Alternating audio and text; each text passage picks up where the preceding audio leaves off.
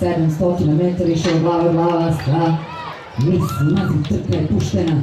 7. Memorijal Darka Filipovića poveo je upravo Marcel Magic Man Tequila. Marcel Magic Man Tequila, nezgodna je ova krivina, 1600 metara. Marcel vodi ovo nadmetanje, Rod Laver izbija na drugu poziciju, treća pozicija za Magic Mana.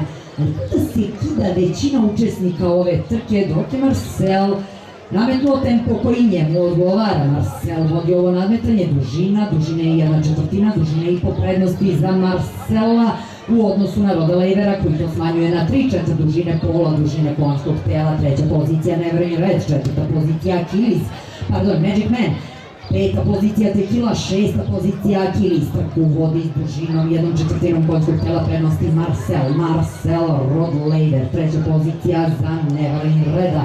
Na četvrtu poziciju izbija Crvenka pa Magic Man. Na petoj poziciji stimuliše rukama Tequilu džokej Miloš Milojević, na začelju i Achilles.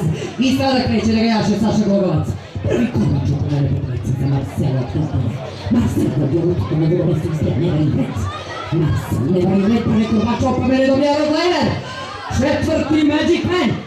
Uproti dalje Marcel Never in Red, evo prvo korbača opomeni iza njega, evo i drugo Jack Ilića i trećeg, tamo se bori kroz sredinu Rod Laver, izubri ide Magic Man, ali Marcel je ovoga puta utekao na vreme, utekao bez pisvazi, utekao bez Alcatraza i Marcel i koliko će dobiti ovaj memorijal.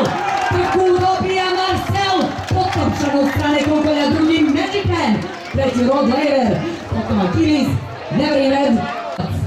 Peti je bio Never in Red sa Željkom Ilićem, šesta Tequila sa Milošem Milojevićem, ali tu je uspomena porodice Filipović na učešće u trci. Čast, hvala kolege.